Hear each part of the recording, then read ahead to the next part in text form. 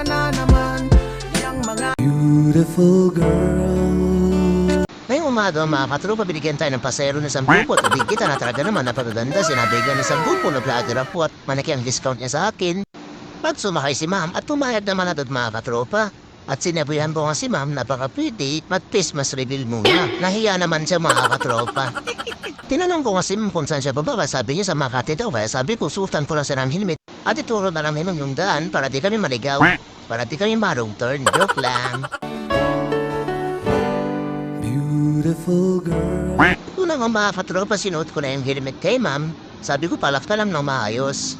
Biniro ko nga siya mga katropa kung nagmamadali siya, hindi naman daw. Kaya sabi ko kay ma'am, sumakay na siya at alis na kami. At ito na nga mga katropa, nadaanan nga namin dito yung sobrang traffic. At nagulat nga ako kasi biglang may lumabas na kalbo. At yung pala driver pala ng jeep, natawa naman ako mga katropa. Sabi ko din kay ma'am, sobrang ganyan. Tinanong ko nga din sa mga katropa kung ilang taon na 24 pa lang daw. Sabi ko hindi nata ma'am, para kang bata sa tanda mo niyan. Siguro ilungga pa. Hindi daw mga katropa kasi taga-summer daw siya.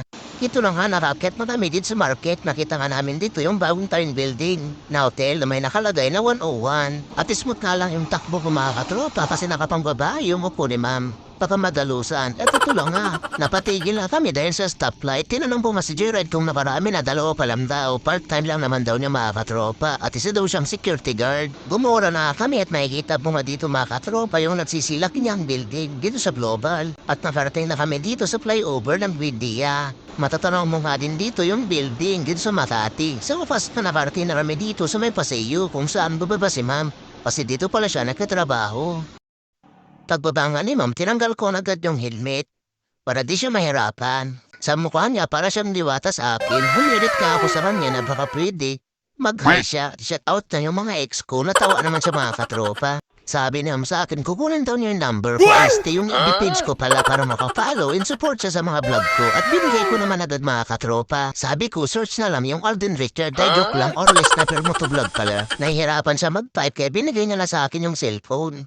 Sabi ko, sana all naka-iPhone. Pag-abot ko ng cellphone kay ma'am, baka pwede pa-picture muna. Umayag naman agad mga katropa. Namali pa nga ako kasi akala ko naka-picture, naka-video pala. Kaya sabi ko isa pa ma'am, kasi hindi kita yung maladiwata mong mukha. Para-paraan, yan ka na naman. Pagtapos na namin mag-picture ay inabot na ni ma'am yung bayad niya na 200 pesos. Sabi ko 100 pesos na lang, okay na in para discounted ka sa akin. Nagpasalamat naman sa mga katropa, sinabihan ko din na madindat na lang siya lagi. Hanggang dito na lang yung video upload natin. Abang-abang na lang ulit sa next video natin mga katropa. God bless to all.